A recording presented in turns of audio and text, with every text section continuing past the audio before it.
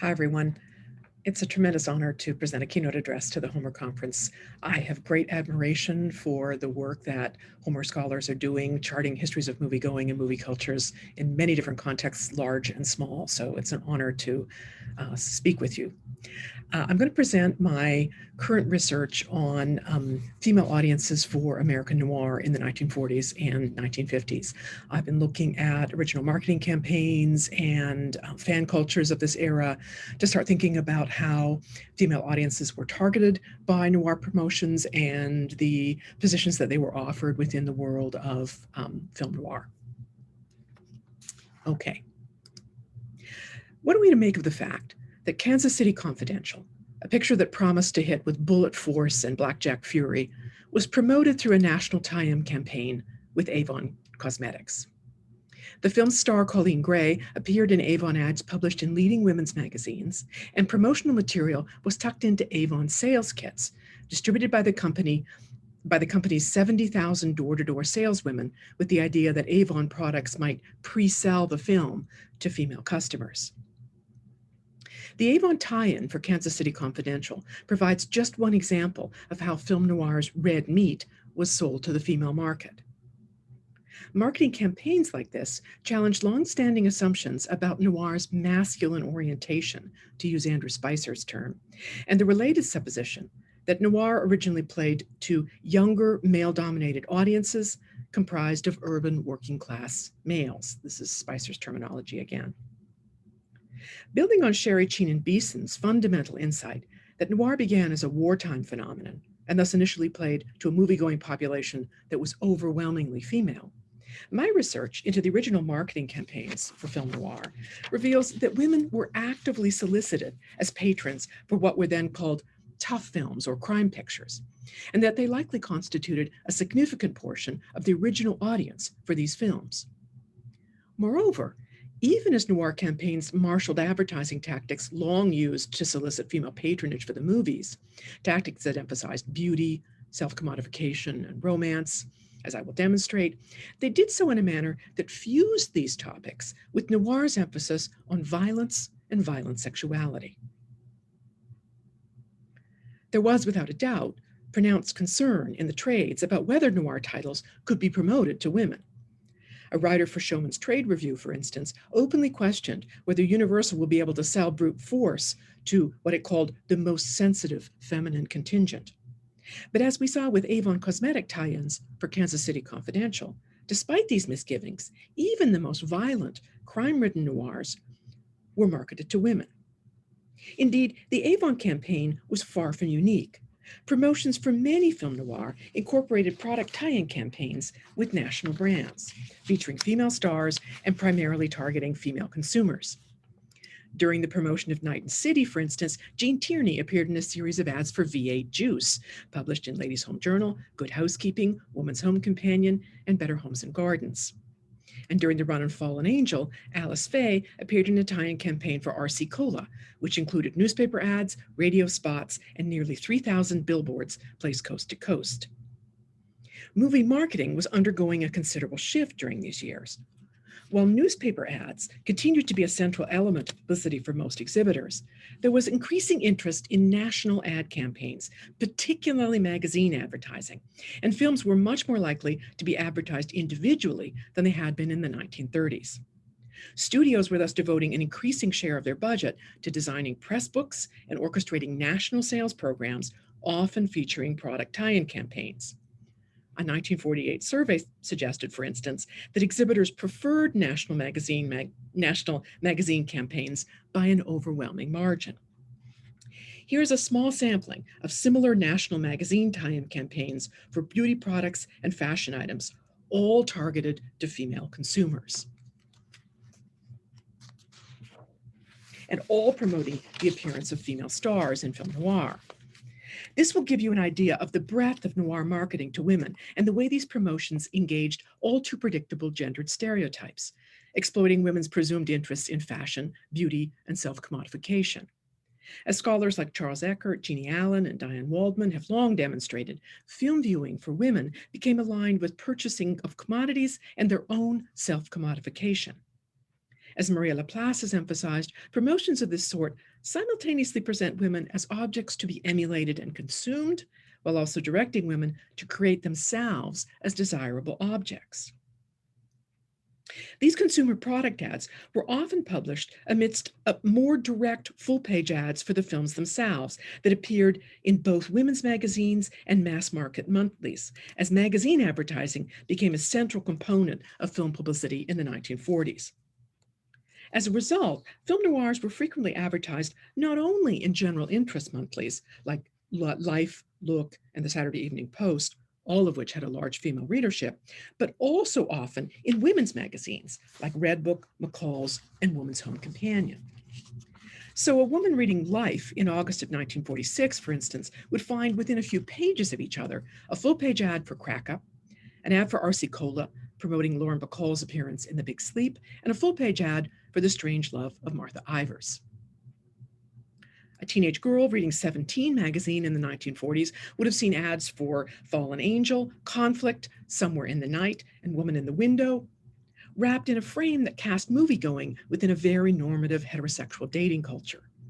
For Susan HoMER, women's magazines of this era became crucial vectors between Hollywood and its female customers, positioning female viewer readers within a network of consumption.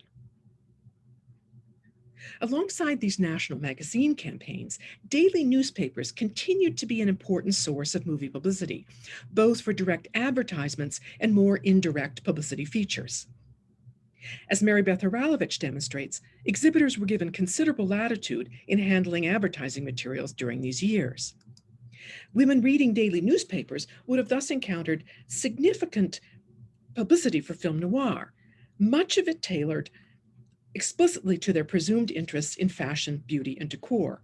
For press books provided exhibitors with fashion mats that could stock the women's pages of local newspapers. Notice how these fashion layouts explicitly invite women to fashion themselves after on-screen femme fatales. Press books also prompted exhibitors to reach out to merchants in their communities for local tie-in opportunities, offering stills and images that might be incorporated into window displays, as you can see here, almost all of which were geared towards female consumers and their presumed interests in fashion and beauty merchandise. Exhibitors booking the Blue Dahlia, for instance, might ask local dress shops to designate a shade of Blue Dahlia clothing during the film's run, as the press book suggested, or those showing Ride the Pink Horse might encourage merchants to feature pink lingerie, pink baked goods, or pink cosmetics, as that press book suggested. A regional department store chain sold fashion replicas of the transparent raincoat worn by Joan Bennett's character in Scarlet Street, resulting in window displays, newspaper ads, and in several markets. A well-known clothing manufacturer sold reproductions of a suede jacket worn by Elizabeth Scott in Too Late for Tears, and a leading department store showcased the Scott jacket as fashion of the month during the film's first run. Of course, fashion tie-ins had been a central element in merchandising movies to women for at least 2 decades at this point.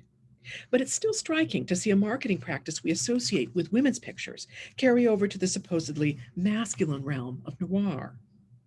Indeed, the proprietor of Shine's Plaza Theater in Milford, Delaware, even solved the problem of how brute force might be sold to the feminine contingent, initiating a newspaper tie-in campaign with local merchants, boasting, "You don't have to use brute force when shopping in Milford."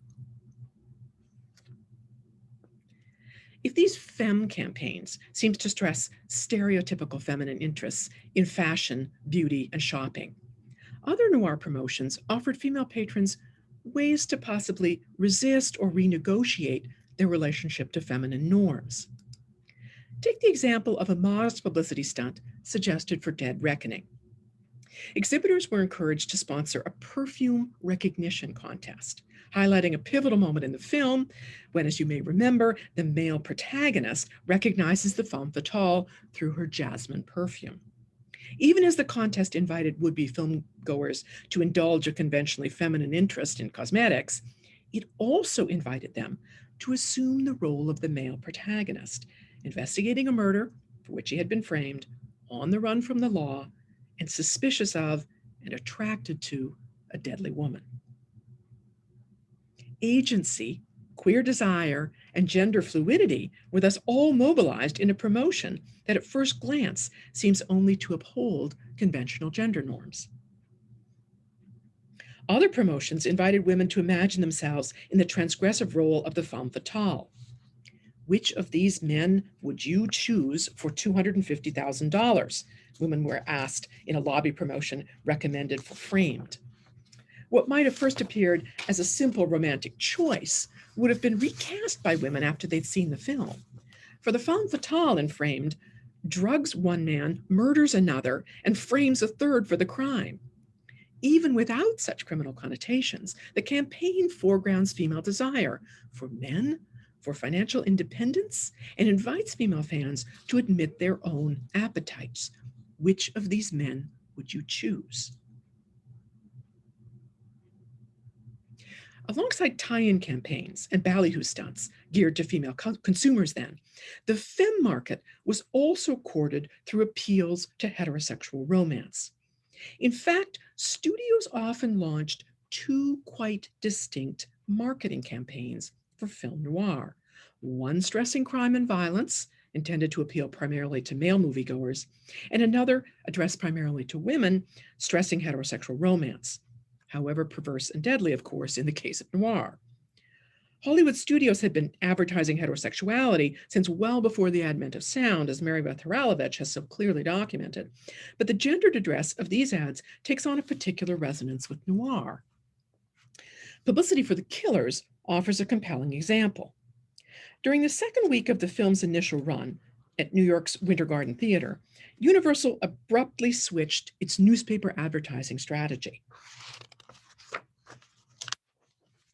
Ads that had showcased male violence, reproducing the striking silhouettes from the film's opening assassination scene, were replaced by ads emphasizing the film's heterosexual couple, Burt Lancaster's erotic appeal, quotes from female critics, and an appeal directly to women. Ladies, a picture you will definitely want to see. With this change from one campaign to the other, the Winter Garden completely retooled its demographics, replacing an audience that had been 90% male with one that was nearly half female. Universal's experiment with The Killers was repeated in many subsequent promotions. Exhibitors showing I Walk Alone were offered two selling approaches: a romance campaign that highlighted scenes of physical intimacy between the male-female couple and used the term love, and an action campaign that focused on male violence and criminality and focused on rage. These are not isolated examples.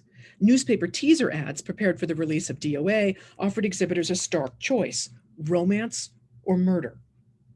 Exhibitors showing Cry of the City could choose ads that featured only the male characters and stressed their violent interactions, or ads that included the female character and stressed dramatic action over violent spectacle by hinting at a potential love triangle.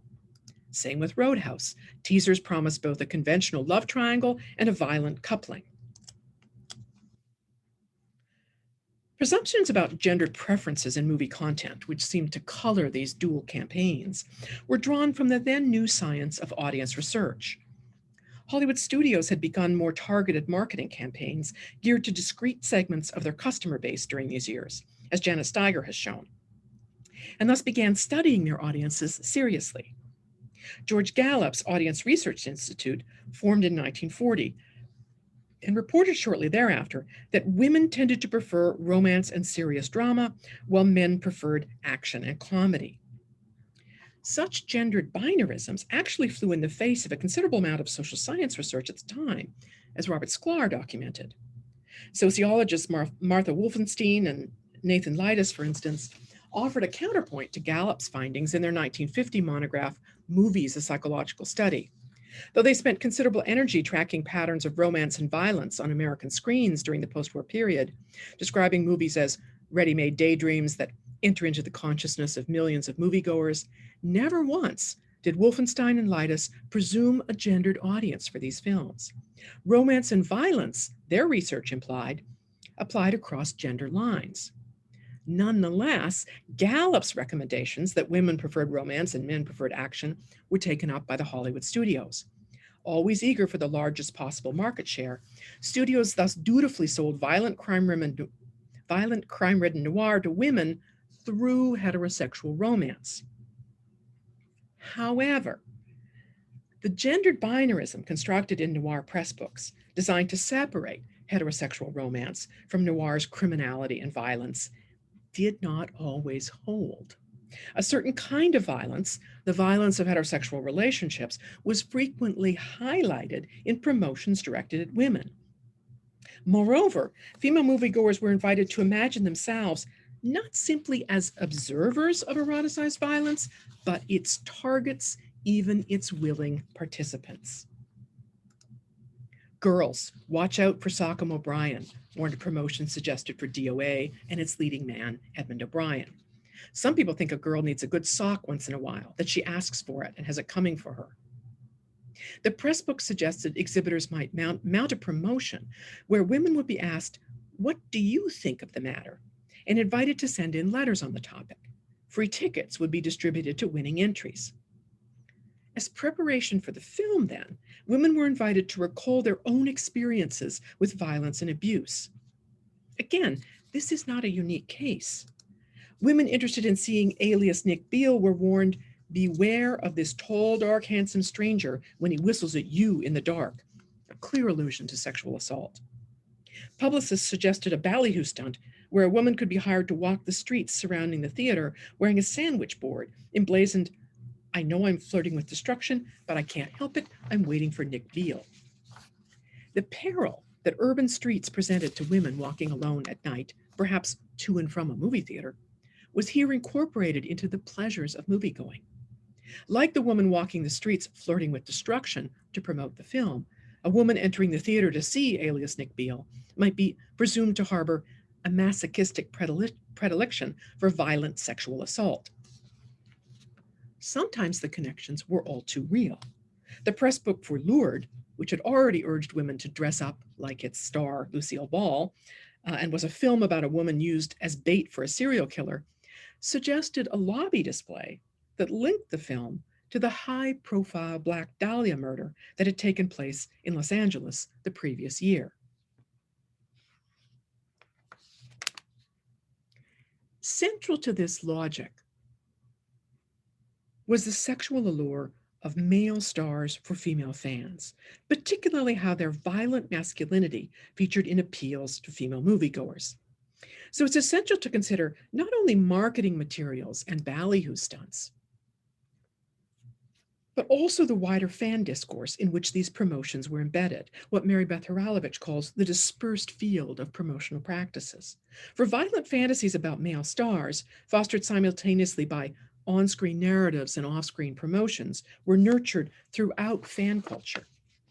Fan magazines traded openly on the transgressive appeal of noir's tough guy stars, who were repeatedly pictured surrounded by their female fans, as you see here. Robert Mitchum's fan club called themselves the Drulettes, emphasizing his sexual allure. In letters to fan magazines, girls and women repeatedly emphasized the sexual attractiveness of these men.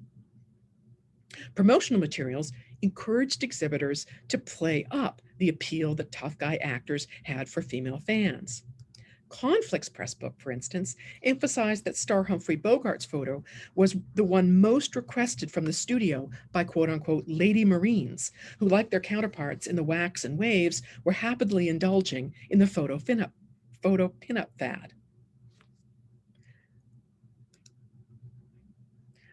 A New Yorker chronicle of one of Richard Widmark's press junkets in 1949 provides some flavor for the furor that surrounded noir's male stars, and the way that women's plainly erotic interest in these stars was a subject of curiosity for readers of the New Yorker.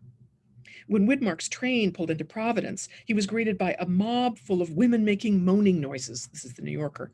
At another stop, he posed for an hour for photographs with miscellaneous young ladies. In New Bedford, a crowd blocking the streets in front of his hotel was almost out of control. When he was finally escorted out by police, crowds closed in, his pocket handkerchief was stolen, and Widmark clung fearfully, according to the New Yorker, onto his tie as a woman grabbed for it. What's notable here is the way that the violence normally associated with Widmark's on-screen work was transposed here onto his female fans. Other profiles of the actor made it clear that his trademark volatility was integral to his appeal. Another 1949 profile reported that Bobby Soxers thought Widmark cute, and co-eds wrote in asking if he advocated treating girls that way, violently, in private life. They want him bad, Motion Picture declared simply in 1952. Widmark was not alone. Dan Duryea was cast as the heel with sex appeal in promotions for Manhandled, which boasted that Duryea seems to acquire more fans every time he lashes out at the lovely lady who happens to be playing opposite him. There is something about the way Dan slaps his screen women around that arouses, strangely enough, envy of them, the profile said. A 1945 profile called Duryea Dan the Deadly opened with a conversation overheard, or more likely invented, between two female fans. One says to the other, "That Dan Duryea is sure a menace." Her friend replies, "Isn't he a scaresack? He'd curdle me on the spot."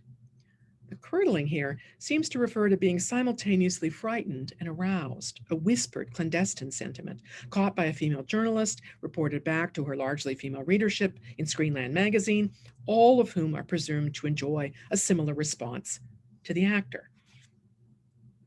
Asking, "Girls, what type of man do you prefer?" A profile of Humphrey Bogart promoting his role in Conflict described him as tough, lean, sinewy, taciturn, gruff, hard-boiled, insisting that women love him even when he murders his wife, as his character does in the film. Another profile suggested Mr. Bogart appeals to women of all ages because he is a two-fisted lover who is slightly feared but adored.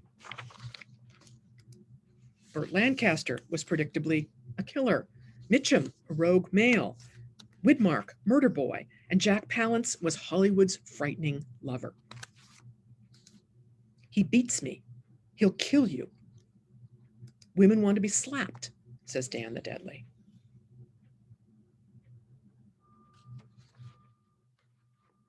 These same themes were exploited in marketing campaigns and ballyhoo stunts suggested to promote particular offerings.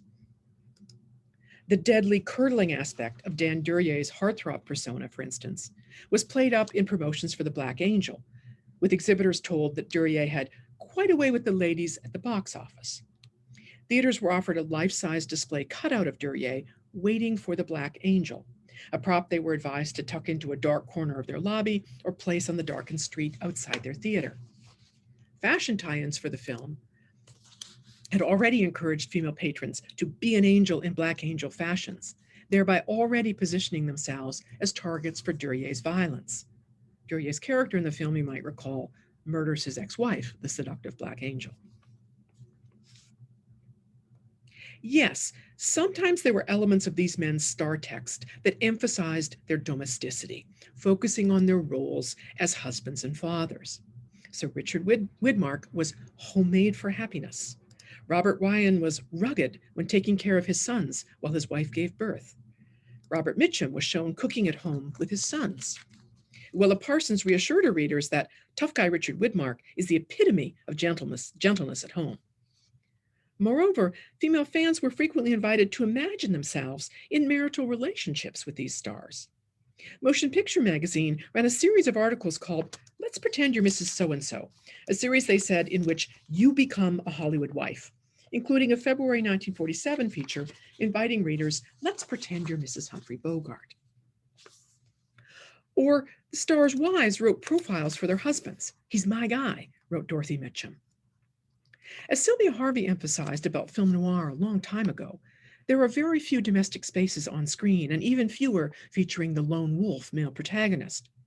So we might think of the domestic imagery of noir's male stars in fan magazines as offsetting or even neutralizing the violent imagery on screen, so often incorporated in promotional campaigns.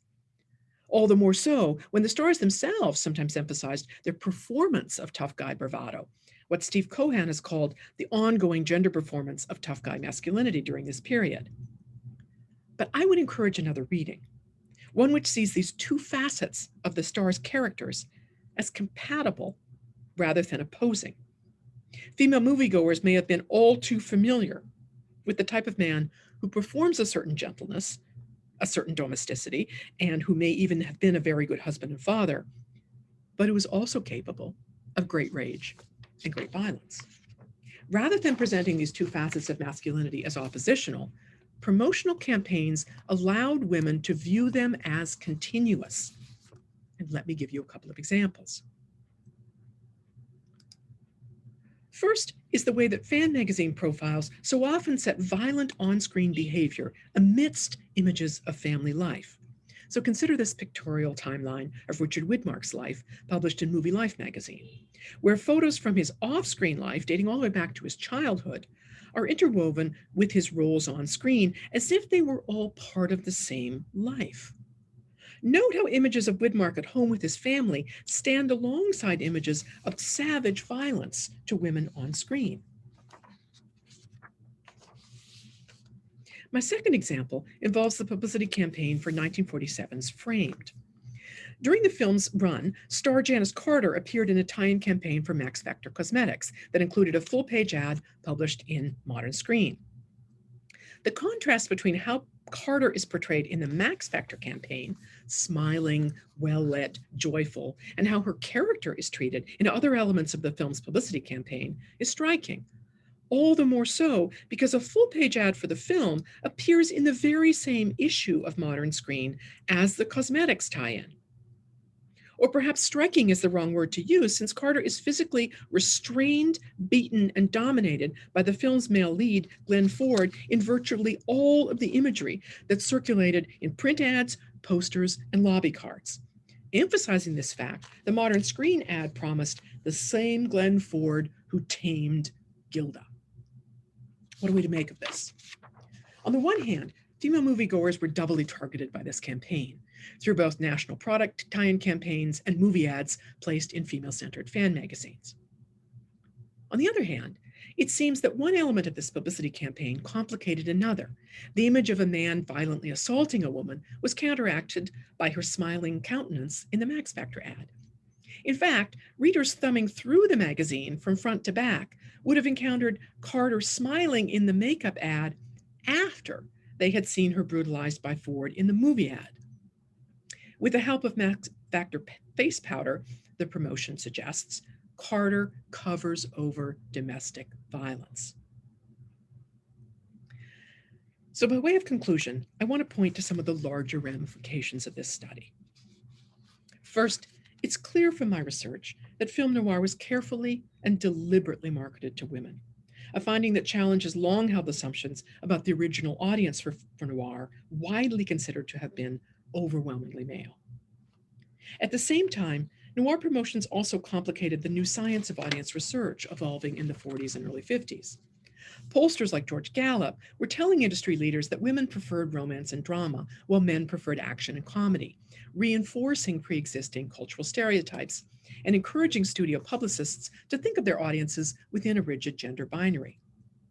Using these insights, publicists and critics worried openly about whether violent, crime-ridden noirs could appeal to women, then blatantly reframed those films in publicity materials that stressed domestic consumption, fashion, beauty, and heterosexual romance. Yet even within this narrow conception of gendered interests, noir's female-oriented marketing stressed not just romance, but sexual violence, with many noir promotions encouraging female moviegoers to imagine themselves as targets of male violence or a male investigatory gaze. Women courted in these promotional campaigns were invited to invest an interest in volatile, violent masculinity, often in ways that might have acknowledged their own experiences with domestic violence and sexual assault. Second, this evidence complicates histories of female moviegoing during this same period, which have overwhelmingly focused on the woman's film, which offered female viewers only what Marianne Doan called a frustrated desire to desire. Film noir's fan culture and promotional apparatus, on the other hand, openly engaged heterosexual female desire, but framed it within a sadistic rape culture as a desire to be slapped, beaten, and assaulted. Finally, these examples from film noir complicate our understanding about how fan culture has traditionally solicited female moviegoers with an emphasis on heterosexual romance and self-improvement through consumption. In the fan culture and promotional landscape of noir, heterosexual unions still predominate, but they're clouded with turbulence, volatility, and danger.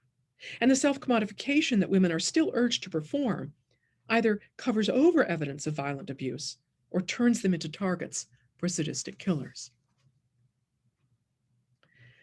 Before I close, there's one more promotional campaign I want to consider. Actually, I'm not going to look at this one. Sorry. It's here by accident.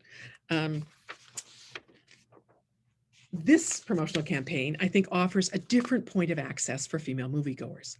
It's a publicity stunt suggested for In a Lonely Place, a postcard showing an extreme close-up of its star, Humphrey Bogart, inviting filmgoers to look deep into these eyes and ask themselves, is it love, hate, or murder? The alchemy of violent sexuality and eroticized violence, so central to the noir ethos, was packaged here for female patrons, who were invited to turn their own gaze on Bogart and his character Dick Steele, potentially, you'll remember, a rapist and serial killer. This postcard novelty thus encapsulates the way that heterosexual romance campaigns aimed at women were so often imbricated with the threat of male violence. Yet, unlike so many other campaigns, this postcard offers the possibility of an alternative viewing position, one where women might not only imagine themselves targets of investigation and punitive violence, but where they might also adopt the scrutinizing posture of a detective. A viewing position, in other words, where they might assume more agency than women were typically granted on screen. Here we glimpse, however fleetingly, the potential for noir's female audience to disrupt rather than reinforce the gendered violence of noir. Thank you.